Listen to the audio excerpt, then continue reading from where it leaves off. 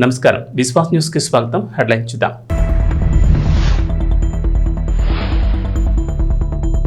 రేవంత్ రెడ్డి సర్కార్ మరో సంచలన నిర్ణయం. 51 గ్రామాలు మున్సిపాలిటీలో విలీనం. సర్కార్ గెజిట్ నోటిఫికేషన్ జారీ.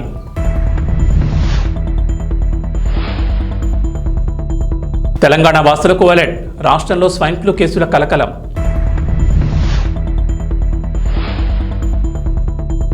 ఏపీలో వరద బాధితులకు ప్రభుత్వ సాయం. నిత్యావసరాల పంపిణీకి చంద్రబాబు ఆదేశం. చనిపోయిన వ్యక్తుల కుటుంబాలకు 5 లక్షల ఎక్స్గ్రేషియా.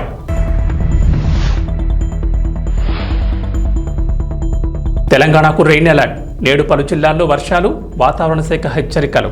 సంచలన నిర్ణయాలతో దూసుకుపోతున్న రేవంత్ రెడ్డి సర్కార్ మరో కీలక నిర్ణయం తీసుకుంది. ఓఆర్ఆర్ పరిధిలోని 51 గ్రామాలను సమీప మున్సిపాలిటీలో విలీనం చేస్తూ ప్రభుత్వం గెజిట్ నోటిఫికేషన్ జారీ చేసింది.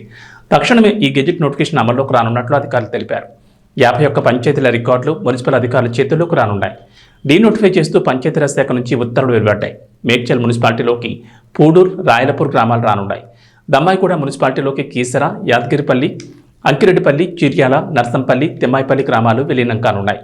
పోచార మున్సిపాలిటీలోకి బోగారం, గోధుమకుంట, కరీంగూడ, రాంపల్లి, దయార, వెంకటాపూర్, ప్రతాప్ సింగారం, కొర్రెముల, కాచవాణి సింగారం, చౌదరిగూడ గ్రామాలు విలీనం కానున్నాయి.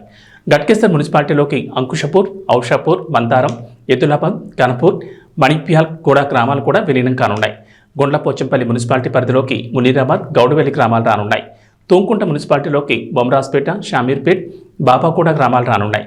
అమీన్పూర్ మండల పరిధిలోని ఐలాపూర్ తాండా, కృష్ణారెడ్డిపేట, పటేల్గూడ, దాయర, సుల్తాన్పూర్ గ్రామాలు అమీన్పూర్ మున్సిపల్ పరిధిలోకి రానున్నాయి.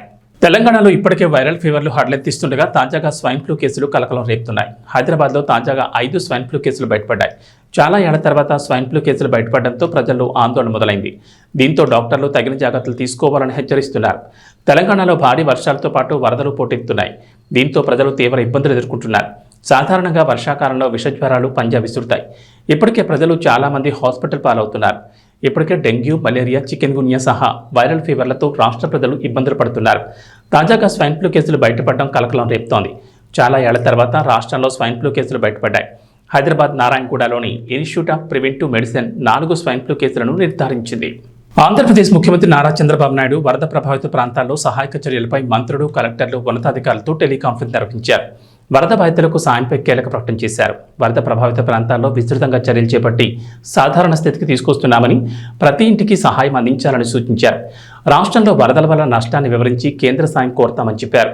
ఈ వరదల్లో చనిపోయిన వారిని గుర్తించి మృతదేహాలను వారి కుటుంబాల వారికి అప్పగించాలని, ఒకవేళ ఎవరూ ముందుకు రాకపోతే ప్రభుత్వం తరపునే అంత్యక్రియలు నిర్వహించాలని సూచించారు. వరదలు, వర్షాలతో చనిపోయిన వారి కుటుంబాలకు 5 లక్షల పరిహారాన్ని ప్రభుత్వం తరపున అందిస్తుందన్నారు. వరద ప్రభావిత ప్రాంతాల్లో ప్రతి కుటుంబానికి 25 కేజీల బియ్యం, లీటర్ పామాయిల్, 2 కేజీల ఉల్లిపాయలు, 2 కేజీల బంగాళాదుంపలు, కేజీ చక్కెర అందించాలని అధికారులను ఆదేశించారు. మొబైల్ రైతు బజార్లు ఏర్పాటు చేసి బ్లాక్ మార్కెటింగ్ లేకుండా అతి తక్కువ ధరకు కూరగాయలు విక్రయించేలా చర్యలు చేపట్టాలన్నారు. వరద బాధితులకు ఆహారం, నీరు, బిస్కెట్లు, పాలు, అరటిపండ్లు అన్ని డోర్ టు డోర్ అందాలని, అన్ని అంబులెన్స్లు పూర్తి స్థాయిలో అందుబాటులో ఉంచాలని సూచించారు. వరద ప్రభావిత ప్రాంతాల్లో విద్యుత్ పునరుద్ధరణ వేగవంతం చేయాలని, శానిటేషన్ పనులు వేగవంతం చేయాలన్నారు. ప్రతి ఇంటిని శుభ్రం చేసే సమయంలో ఇంటికి సంబంధించిన వారిని భాగస్వాములను చేయాలని సూచించారు. ఏ తుఫాను కూడా ఎప్పుడొస్తుందో ఇంకా ఎవరు ఫిక్స్ చేయాల. తుఫాను అనేది మీరు గుర్తుపెట్టుకోవాల్సింది, సముద్రంలో ప్రారంభమైనప్పటి నుంచి అలర్ట్ చేస్తూ ఉంటారు.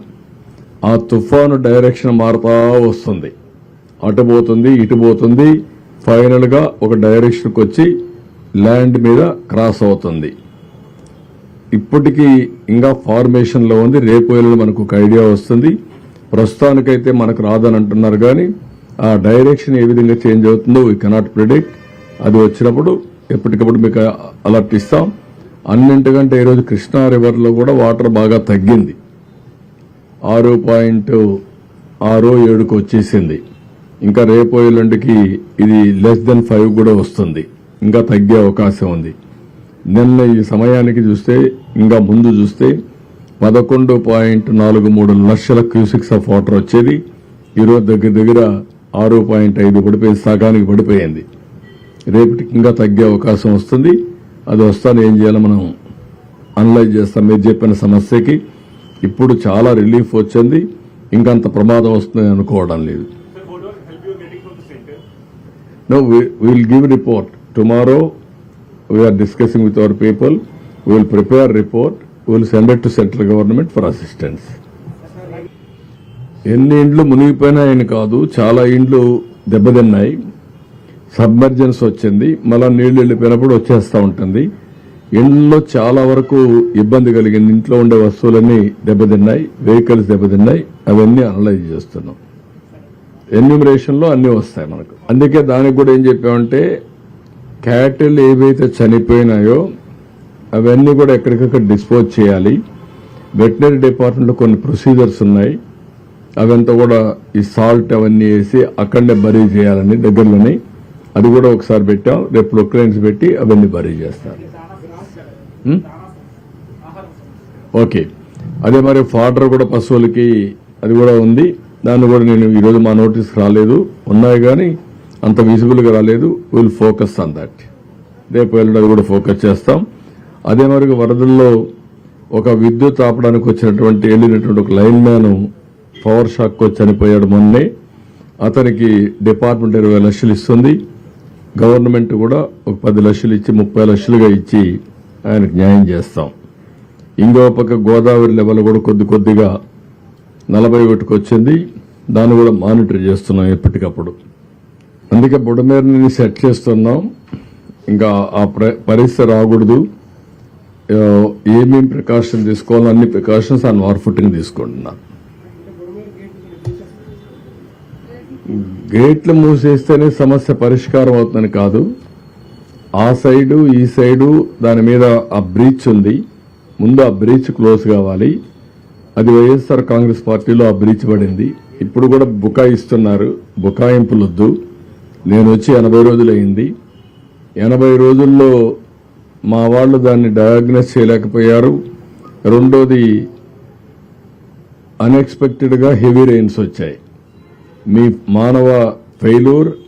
రెండో పక్కన ఇది ఇప్పుడు మాట్లాడుతున్నారు ఏదో మా మీద నెడుతుందని. ఎవరి మీద నెట్టక్కర్లా. మీరు చేసినటువంటి నిర్వాహకం ఈరోజు రాష్ట్రాన్ని వెంటాడుతూ ఉంది. ప్రజలకు అన్ని ఇబ్బందులు వచ్చాయి. ఇది ఒకటే కాదు, అడుగడుగున అడ్మినిస్ట్రేషన్ మొత్తం ఫెయిల్ అయింది. ఒక మాట చెప్పాలంటే ఒక వెంటిలేటర్ పైన పెట్టే పరిస్థితికి వచ్చారు ఈ రాష్ట్రాన్ని. అందుకని ఒక పక్క ఆర్థిక ఇబ్బందులు, ఒక పక్క అడ్మినిస్ట్రేషన్ డిఫంక్ట్ కావడం, డిపార్ట్మెంట్స్ అన్ని పనిచేయకుండా పోవడం, ఇంకొక పక్క తప్పుడు పనులు చేయడం, ఇంకొక పక్కన మీరు చూస్తే ఎక్కడికక్కడ బురజల్లే కార్యక్రమం చేయడం, ఇలాంటివన్నీ చేసే పరిస్థితికి వస్తున్నారు. ఇవన్నీ ఎక్కడ క్షమించే పరిస్థితి ఉండదు. ప్రజల్లో కూడా చైతన్యం తీసుకొస్తాం. ఒకటే గుర్తుపెట్టుకోండి, రాజకీయ పార్టీకి ఉండవలసిన లక్షణాలు ఒక్క లక్షణం కూడా ఈ పార్టీకి లేదు. నేను చాలా పార్టీలు చూశాను 45 సంవత్సరాల్లో. ఏ పార్టీ ఇలాంటి పార్టీ ఉండదు. ఒక రౌడీలను పెట్టుకొని, గూండాలను పెట్టుకొని రాజకీయ పార్టీ నడపాలి, నేరాలు ఘోరాలు చేయాలంటే కుదరదు. ఆ విషయం గుర్తుపెట్టుకోండి.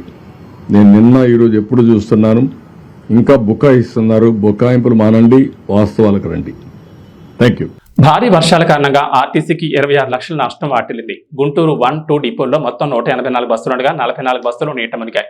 దాదాపు బస్టాండ్ పూర్తి స్థాయిలో నీటిలో మునగడంతో బస్సు ఇంజన్లు, ఎయిర్, ఆయిల్ ఫిల్టర్లతో పాటు విడిభాగాలను కడప, నెల్లూరు జిల్లాల నుంచి దిగుమతి చేయడానికి అధికారులు ఏర్పాట్లు చేస్తున్నారు. త్వరలోనే బస్సులకు మరమ్మతులు చేసి అందుబాటులోకి తీసుకొస్తామని చెబుతున్నారు.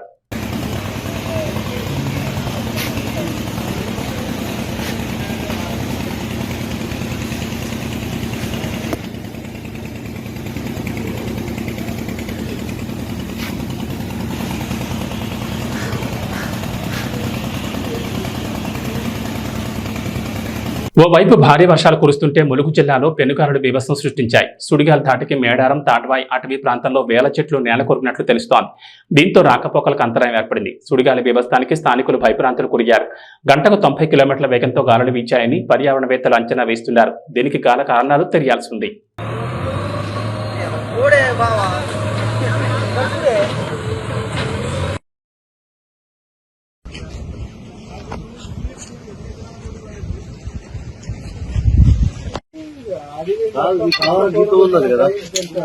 కరెక్ట్ అన్న. ఇప్పుడు 5 కిలోమీటర్లు ఇక్కడ నుంచి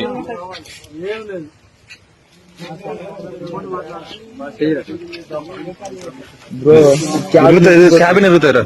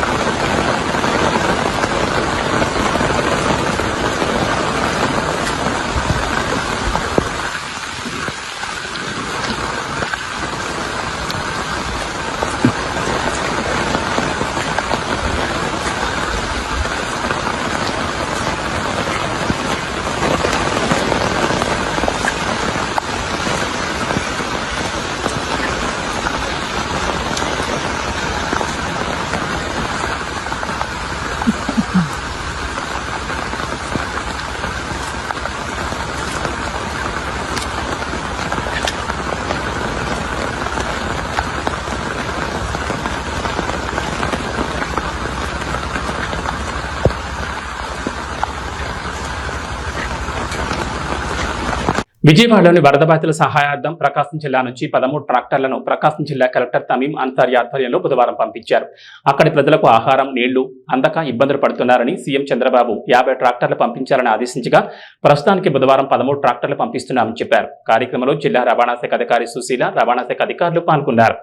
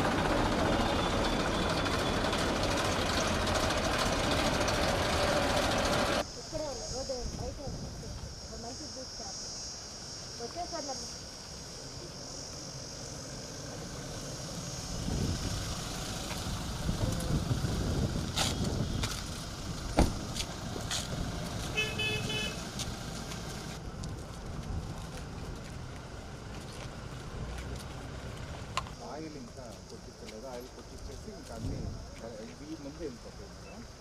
నెక్స్ట్ వెంటనే ఇంకొక ఇన్స్పెక్టర్ గారు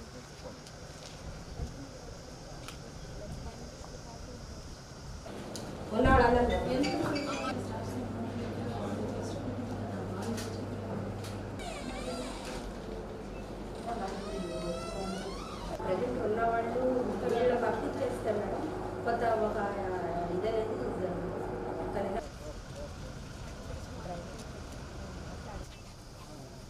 పైకి ఎక్కేసి స్టార్ట్ చేసి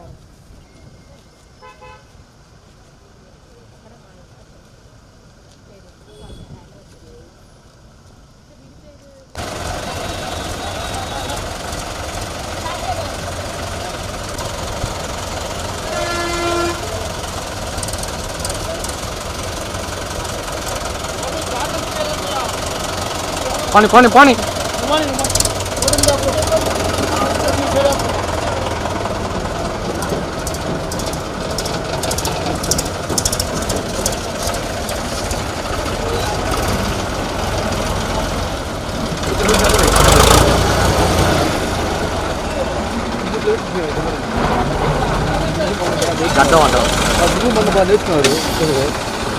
నాకు కొంచెం వెనక్కి రానా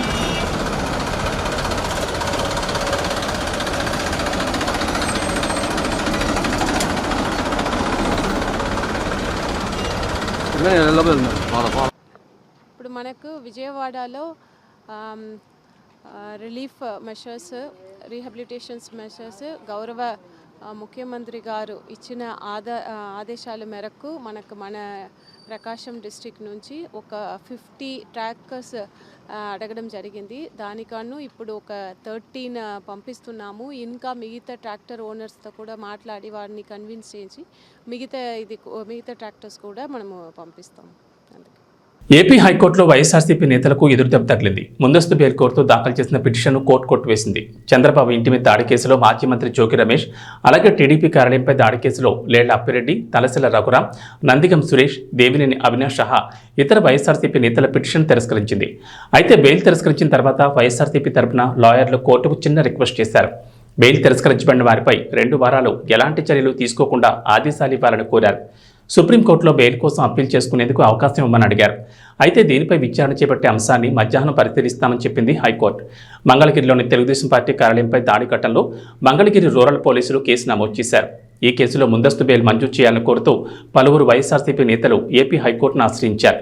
విచారణ జరిపిన హైకోర్టు నిందితుల విషయంలో తొందరపాటు చర్యలు తీసుకోవద్దని మధ్యంతర ఉత్తర్వులు ఇచ్చింది. ఆ తర్వాత కోర్టులో వాదనలు జరిగాయి. కొద్ది రోజుల పాటు నిందితులపై ఎలాంటి చర్యలు తీసుకోవద్దని మధ్యంతర ఉత్తర్వుల్ని కోర్టు పొడిగించింది. ఆంధ్రప్రదేశ్ ప్రభుత్వం ఇటీవల పింఛన్ తీసుకునే వారికి తీపి కబురు చెప్పింది. గతంలో పింఛన్ను బదిలీ చేసుకునే అవకాశం కల్పిస్తున్నట్లు ప్రకటించిన సంగతి తెలిసిందే. తాజాగా పింఛన్ను బదిలీ అవకాశం కల్పించింది. ఆంధ్రప్రదేశ్ రాష్ట్రంలో ఒక ప్రాంతం నుంచి మరో ప్రాంతానికి పింఛన్ బదిలీ కోసం ఆప్షన్ ఇప్పుడు ఓపెన్ చేశారు. పింఛన్ను బదిలీ చేయించుకోవాలనుకుంటున్న వారు ప్రస్తుతం వారు పింఛన్ తీసుకుంటున్నటువంటి సచివాలయాల్లో దరఖాస్తు చేసుకుంటే సరిపోతుందని అధికారులు తెలిపారు. పింఛన్ బదిలీకి దరఖాస్తుతో పాటుగా పింఛన్ ఐడి, ఏ ప్రాంతానికి బదిలీ చేయాలనుకుంటున్నారో ఆ ప్రాంతానికి సంబంధించి జిల్లా, మండలం, సచివాలయం పేరు అవసరం ఉంటుంది. ఆధార్ జిరాక్స్ కూడా అందజేయాల్సి ఉంటుంది. పింఛన్ వెబ్సైట్లో ప్రభుత్వం బదిలీ ఆప్షన్ ఇచ్చింది. స్వగ్రామాలకు రాలేని వారు తాము ఉండే ప్రాంతానికి బదిలీ చేసుకుంటే పింఛన్ల పంపిణీ శాతం మరింత పెరిగేందుకు దోహదపడుతుందని అంటున్నారు. ఈ ఆప్షన్ ప్రతి నెలా ఉంటుందని, దీన్ని సద్వినియోగం చేసుకుంటే స్వగ్రామాలకు రావాల్సిన అవసరం ఉండదని అంటున్నారు. విజయవాడ సహా రాష్ట్రంలోని పలు జిల్లాల్లో కురిసిన భారీ వర్షాలకు జనజీవనం స్తంభించిపోయింది. సీఎం చంద్రబాబు చాలా ప్రాంతాల్లో పర్యటిస్తున్నారు.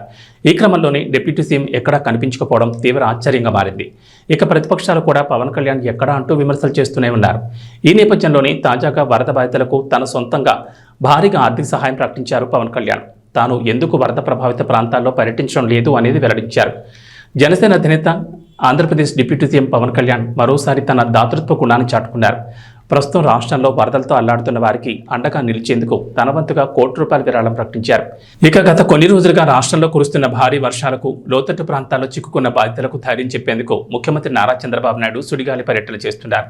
శనివారం ఉదయం నుంచి ఇప్పటి వరకు వరద ప్రభావిత ప్రాంతాల్లో పర్యటిస్తూ వారికి అండగా నిలుస్తున్నారు. ఇక ప్రతిపక్ష నేత, వైసీపీ అధినేత వైఎస్ జగన్మోహన్ రెడ్డి కూడా పలు ప్రాంతాల్లో పర్యటించి వరద బాధితుల సమస్యలు అడిగి తెలుసుకున్నారు. ఈ క్రమంలోనే తాజాగా డిప్యూటీ సీఎం పవన్ కళ్యాణ్ ఎందుకు వరద బాధితులను పరామర్శించడం లేదంటూ విమర్శలు వెలువెత్తున్నాయి.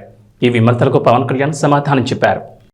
1వ తారీఖు అనుకున్నప్పుడు అందరూ ఏమన్నారంటే, మీరు వస్తే ఇది మాకు ఈ రిలీఫ్ ఆపరేషన్స్కి ఇబ్బంది అయిపోద్ది, మాకు దయచేసి మీరు ఈ రిలీఫ్ ఆపరేషన్ మీరు అడ్డం అయిపోతారని చెప్పేసి వారి సూచన మేరకు నేను ఆగిపోవాల్సి వచ్చింది. ఇప్పుడు కూడా ఒకసారి వాళ్ళ నిర్ణయం తీసుకొని వాళ్ళు టేక్ కాల్ వెళ్తే అది సహాయపడాలి, కానీ మళ్ళీ ఇంకొక కేయాటిక్ మీకు తెలుసు కదా, అందుకని దాన్ని దృష్టిలో పెట్టుకుని కొంచెం ఆలోచిస్తా తటపాయిస్తాను. అంతకు లేదు, కొంచెం ఇబ్బంది లేదంటే ముందు మెయిన్ అధికారులు పాపం గత 72 గంటల నుంచి వాళ్ళు నలిగిపోతాను నిద్రాహారాలు లేకుండా. సో వాళ్ళని దృష్టిలో పెట్టుకొని మళ్ళీ నేను వెళ్ళి సహాయపడాలి, కానీ మళ్ళీ అది అదనపు బరువు అయితే మళ్ళీ రెస్క్యూ ఆపరేషన్స్ ఇబ్బంది కలగకూడదని చెప్పి నేను దాన్ని దృష్టిలో పెట్టుకొని నేను స్వయంగా నేను పర్యవేక్షిస్తాను. జగ్గంపేట నియోజకవర్గ వరద బాధితులకు జ్యోతుల్ నెహ్రూ ఫౌండేషన్ ద్వారా 40,000 బిర్యానీ ప్యాకెట్లు పంపిణీ చేశారు. ఇటీవల రాష్ట్రంలో కురిసిన వర్షాల కారణంగా వరద బాధితులకు సహాయాన్ని అందించేందుకు జ్యోతుల్ నెహ్రూ ఫౌండేషన్ శ్రీకారం చుట్టింది. 40,000 బిర్యానీ ప్యాకెట్ల ఆహారాన్ని జ్యోతుల్ నెహ్రూ ఫౌండేషన్ ద్వారా అందించడానికి సిద్ధమయ్యారు. ఆహారాన్ని అందించడానికి వెళ్లే వాహనాలకు తెలుగుదేశం పార్టీ కాకినాడ జిల్లా అధ్యక్షులు జ్యోతుల్ నవీన్ జెండా ఊపి ప్రారంభించారు. జగ్గంపేట ఎమ్మెల్యే జ్యోతుల్ నెహ్రూ మాట్లాడుతూ, ఇటీవల రాష్ట్రంలో కురిసిన వర్షాలకు కృష్ణా, గుంటూరు జిల్లాలు అతలాకుతలమయ్యాయి. అనేక కుటుంబాలు వరద నీటిలో చిక్కుకున్నాయి. ఆ కుటుంబాల ప్రజలు ఆహారం లేక అనేక ఇబ్బందులు పడుతున్నారని బాధితులకు ఆహారం అందించేందుకు జగ్గంపేట నుండి 1,00,000 మంచినీళ్ళ ప్యాకెట్లు, 40,000 ఆహార ప్యాకెట్లు తయారు చేసి పంపించడం జరిగిందన్నారు. ప్రతిపక్షాలు ప్రభుత్వాన్ని విమర్శించడం మానుకొని వరద బాధితులు సహాయక కార్యక్రమాలు చేసే ఆలోచన చేస్తే బాగుంటుందని హితవు పలికారు. ఈ కార్యక్రమంలో తెలుగుదేశం పార్టీ శ్రేణులు పాల్గొన్నారు. ఆంధ్ర రాష్ట్రంలో, ఉభయ తెలుగు రాష్ట్రాల్లోని కూడా అనుకోనటువంటి అతివృష్టి కారణంగా మనకు మరి విజయవాడ సుమారు 100 సంవత్సరాల క్రితం వచ్చినటువంటి పరిస్థితులు ఇవాళ వచ్చినటువంటి వరద చూసుకున్నట్టయితే రాష్ట్రంలో పంట చాలా తీవ్రంగా నష్టపోయినటువంటి పరిస్థితి ఉంది ఈ అధిక వర్షాల వల్ల. విజయవాడ పరిసర ప్రాంతాలను చూసుకున్నట్టయితే 3 లక్షల మంది సుమారు నిరాశ్రయులయ్యారు ఈ వరద ముంపు వల్ల. అయితే ప్రభుత్వం మనం చూస్తున్నాం, చంద్రబాబు నాయుడు గారు ఈ వరద ప్రారంభమైన దగ్గర నుంచి కూడా నిత్యం బాధితులతోటే మమేకమై వాళ్ళకు మనోధైర్యాన్ని ఇస్తూ ఎక్కడికక్కడ వాళ్ళందరినీ కూడా ప్రభుత్వ యంత్రాంగాన్ని అంతా అలర్ట్ చేసి మరి బాధితులను ఆదుకుంటున్నటువంటి పరిస్థితి ఉంది. అయితే ఆయన ఇచ్చినటువంటి పిలుపు మేరకు మనం ఎప్పుడూ కూడా ఇటువంటి ఏదైతే విపత్కర పరిస్థితులు వస్తుంటాయో అటువంటి బాధితులందరినీ ఆదుకోవడానికి ముందుండేటటువంటి మా యంత్రాంగం కార్యకర్తలు ఇవాళ అదే రకంగా విజయవాడలో తీవ్రంగా నష్టపోయినటువంటి, కనీసం ఆహారం కూడా దొరకనటువంటి పరిస్థితుల్లో ఉన్నటువంటి ఈ పరిస్థితిని గ్రహించి ఇవాళ జ్యోతుల నెహ్రూ ఫౌండేషన్ ద్వారా సుమారు ఒక 40,000 పలావ్ ప్యాకెట్స్ చేయించి తీసుకెళ్ళడం జరుగుతుంది. అయితే ముందు బియ్యం పంపిణీ చేయాలనుకున్నాం. అయితే మా నాయకుడు చంద్రబాబు నాయుడు గారు, మీరు ఎవరు తెచ్చినా ముందు ఆహారం దండి తెచ్చి ఇక్కడ ఆదుకోండి, ప్రజలు ముందు ఆదుకోండి, తర్వాత మనం సెకండరీ వాళ్ళంతా కూడా వాళ్ళ ఇళ్ళకి వెళ్ళి యథాతథ స్థాయిలో ఉన్నప్పుడు మనం ఏం చేద్దామన్నా చేద్దాం, ప్రభుత్వ పరంగా కానీ మీ అందరి సహకారంతో కానీ చెప్పిన మేరకు ఇప్పుడు బయలుదేరి రాత్రికి 40,000 మందికి మన జగ్గంపేట నియోజకవర్గం అలాగే జ్యోతుల నెహ్రూ ఫౌండేషన్ ద్వారా ఆహారాన్ని అందించేటటువంటి కార్యక్రమానికి శ్రీకారం చుట్టాం. 1,00,000 వాటర్ ప్యాకెట్లు కూడా తీసుకెళ్లడం జరుగుతుంది. ఎందుకంటే అంతా నీరుంటుంది, తాగడానికి పరిస్థితులు ఉండవు, అనుకూలించవు. కాబట్టి ఈ వాటర్ కూడా అతి ముఖ్యం. కాబట్టి దాన్ని 1,00,000 వాటర్ ప్యాకెట్లు కూడా తీసుకెళ్తున్నాం. మరి దీనికి సహకరించినటువంటి మిత్రులందరికీ కూడా మనస్ఫూర్తిగా నేను అభినందనలు తెలియజేసుకుంటూ, అయితే ఇటువంటి విపత్కర పరిస్థితులు వచ్చినప్పుడు రాజకీయాలకు అతీతంగా రాజకీయ నాయకులు ఆలోచన చేయాల్సినటువంటి అవసరం ఉంది. ఆ ఆలోచనతో ఈవేళ ఈ కార్యక్రమాన్ని మేము తీసుకోవడం జరిగింది. మా నాయకుడు చంద్రబాబు నాయుడు గారు చూసుకున్నట్టయితే, మన నాయకుడు మన ముఖ్యమంత్రి గారు ఒక బాధ్యత ఉన్నటువంటి వ్యక్తిగా బాధితులతో నిత్యం తిరుగుతూ రాత్రి 3 గంటల దాకా కూడా ఆయన ఎక్కడ నిద్రపోకుండా తిరిగి ఒక మనోధైర్యాన్ని కల్పిస్తుంటే, మరి పులివెందుల ఎమ్మెల్యే గారు, ఆయన ప్రతిపక్ష నాయకుడు కూడా కాదు, అయినా నాకు ప్రతిపక్ష నాయకత్వం కావాలి అని కోర్టులకు వెళ్తున్నటువంటి పరిస్థితి. మరి ఆ బాధ్యత ప్రజల కష్టాల్లో ఉన్నప్పుడు కూడా తీసుకోవాల్సినటువంటి అవసరం ఉంది. నిన్న వచ్చాడు, వచ్చి ఏం చెప్తాడండి, రాష్ట్ర ప్రభుత్వం వైఫల్యం చెందింది, అందుకే ఈ వరద వచ్చేసింది. ఏంటి, రాష్ట్ర ప్రభుత్వం కానీ గొడిగెత్తే నీరు ఆగిపోద్దా? ఇది విపరీతమైనటువంటి వర్షం, 40 సెంటీమీటర్లు కూడా ఒక్కొక్క ప్రాంతంలో కురిసినటువంటి పరిస్థితి ఉంది. అనుకోనటువంటి పరిస్థితుల్లో క్రౌడ్ బరస్ట్ అయి ఇవాళ విపరీతంగా వరదలు వచ్చినటువంటి పరిస్థితి. ఈ పరిస్థితులను కూడా తెలుసుకోలేనటువంటి మూర్ఖత్వంతో నేను ప్రతిపక్షం అంటే మంచి చేసినా చెడు చేసినా సరే విమర్శించడమే నా వంతు అనుకునేటటువంటి విధానంలో అతను తెలుగుతోగ్గా మాట్లాడుతుంటే నాకు జాలేసింది. ప్రజలు అందుకే ఇతనికి ప్రతిపక్ష హోదా కూడా ఇవ్వలేదు, వాస్తవాన్ని గ్రహించాయి.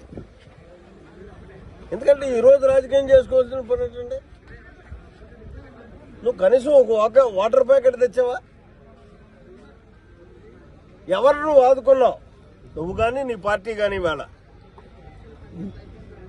3 లక్షల మంది అన్నార్తులై ఆక్రమణలు చేస్తుంటే ఏ ఒక్కడికన్నా ఒక అన్నం పెట్టినటువంటి పరిస్థితి ఉందా నీలో? మళ్ళీ నీకు ప్రతిపక్ష హోదా కావాలా? చంద్రబాబు నాయుడు వల్ల ఈ విపత్తు వచ్చిందంటాడు. ఏంటది? ఏం మాట్లాడాలో తెలియనటువంటి పరిస్థితి. నువ్వు కనీసం ఏమీ ఇవ్వకపోయినా బాధితుల్ని శాంతపరచడానికి ఉపశమనం మాట్లాడాలి. మేమంతా నీ వెనకాల ఉన్నాం, మిమ్మల్ని ఆదుకుంటాం. ప్రతిపక్షంగా అధికార పక్షం కానీ ఎక్కడ ఆదుకోకపోయినా సరే మేము ఫైట్ చేసి పోరాటం చేసి మిమ్మల్ని ఆదుకునేటటువంటి పరిస్థితి కల్పిస్తాం. ప్రస్తుతానికి మేము ఉన్నాము అని చెప్పేసి చెప్పాల్సింది పోయి అక్కడ కూడా రాజకీయం. కానీ ఒకటి మెచ్చుకోవాలా, మన లోతు నీళ్ళలోకి వచ్చాడు. రెడ్ కార్పెట్ ఉంటేనే కానీ నడవనటువంటి మనిషి ఈవేళ జనం కిందకి దింపారు. మన లోతు నీళ్ళలో నడిచాడు 4 అడుగులు. అది కూడా నేనైతే అనుకుంటాను, అది కూడా ఈ జనం దింపారని మాత్రం అనుకోడు. ఏదో నటిస్తున్నాను నటిస్తాడు కాబట్టి నటిస్తున్నాను అనుకుంటాను. కానీ జగన్మోహన్ రెడ్డి ఒక ఎల్డర్గా నీకు నేను సలహా ఇవ్వదలిచాను. ఏపీ తెలంగాణలో గత వారం రోజులుగా కురుస్తున్న వర్షాల కారణంగా వేలాది మంది నిరాశ్రయులయ్యారు. ముఖ్యంగా విజయవాడలోని 40% నివాసాలు వరద నీట మునిగినట్లు వార్తలు వస్తున్నాయి. ఇప్పటికే రాష్ట్ర ప్రభుత్వాలు సహాయక చర్యలు చేపట్టాయి. ముఖ్యమంత్రులు నిరాశ్రయాల వద్దకు, వరద బాధితుల వద్దకు వెళ్లి వారి కష్టాలను తెలుసుకుని సహాయం అందిస్తున్నారు. మరోవైపు స్వచ్ఛంద సంస్థలు, సినిమా హీరోల అభిమాన సంఘాలు గ్రౌండ్లోకి దిగి తమ చేతనైన సాయం చేస్తూ బాధితులను ఆదుకుంటున్నారు. మెల్లమెల్లగా పరిస్థితులు కుదిరిపడుతున్నాయి. ముంపుకు గురైన ఇళ్లు, పంట పొలాలు బయటకొస్తున్నాయి. ఆహారం, ఇతర నిత్యావసరాలను సరఫరా చేస్తున్న స్వచ్ఛంద సంస్థలకు ఇండస్ట్రీకి చెందిన పలువురు స్టార్స్ మద్దతుగా నిలుస్తున్నారు. ఇదే సమయంలో టాలీవుడ్ స్టార్స్ పలువురు భారీ విరాళాలు ప్రకటించారు. 2 తెలుగు రాష్ట్రాల్లోనూ వరద బీభత్సం సృష్టించిన నేపథ్యంలో విరాళాన్ని 2 ముఖ్యమంత్రుల సహాయ నిధికి ఇస్తున్నారు. ఎన్టీఆర్తో పాటు పలువురు తమ వంతు విరాళాన్ని ప్రకటించారు. తాజాగా మెగాస్టార్ చిరంజీవి ₹1 కోటి విరాళాన్ని తెలుగు రాష్ట్రాల ముఖ్యమంత్రుల సహాయ నిధికి అందిస్తున్నట్లు ప్రకటించారు. సోషల్ మీడియా ప్లాట్ఫామ్ ఎక్స్ ద్వారా చిరంజీవి ఈ విషయాన్ని అధికారికంగా ప్రకటించారు. 2 తెలుగు రాష్ట్రాలను వర్షాలు అతలాకుతలం చేస్తున్నాయి. గత 4 రోజులుగా కురుస్తున్న వర్షాలతో ఏపీ, తెలంగాణలోని చాలా ప్రాంతాలు జలమయమయ్యాయి. ముఖ్యంగా ఏపీలోని విజయవాడ, తెలంగాణలోని సూర్యాపేట, ఖమ్మం, మహబూబాబాద్ జిల్లాల్లో జనజీవనం స్తంభించిపోయింది. భారీ వరదలతో ఓళ్లకబోళ్లు నీట మునిగాయి. ఇప్పటికీ చాలా కాలనీలు ముంపులోనే ఉన్నాయి. ఇల్లు, వాకిలి కొట్టుకుపోయి కట్టుబట్టలతో నిరాశ్రయాలుగా మిగిలారు. ఇటువంటి సమయంలో వాతావరణ శాఖ మరోసారి హెచ్చరికలు జారీ చేసింది. 2 తెలుగు రాష్ట్రాల్లో నేడు వర్షం కురిసే ఛాన్స్ ఉందని చెప్పింది. 3 రోజుల క్రితం విలయం సృష్టించిన వాయుగుండం అల్పపీడనంగా మారి ఇప్పటికీ ఉత్తర తెలంగాణ, దక్షిణ మధ్యప్రదేశ్పై కొనసాగుతూనే ఉంది. బంగాళాఖాతంలో ద్రోణి వాతావరణం ఉంది. అది నేటి నుంచి మరో 3 రోజులు ఉంటుందని వాతావరణ శాఖ అధికారులు తెలిపారు. పశ్చిమ మధ్య బంగాళాఖాతంలో రేపు మరో అల్పపీడనం ఏర్పడే అవకాశాలున్నాయన్నారు. వీటి ప్రభావంతో మరో 5 రోజుల పాటు 2 తెలుగు రాష్ట్రాల్లో విస్తారంగా వర్షాలు కురుస్తాయన్నారు.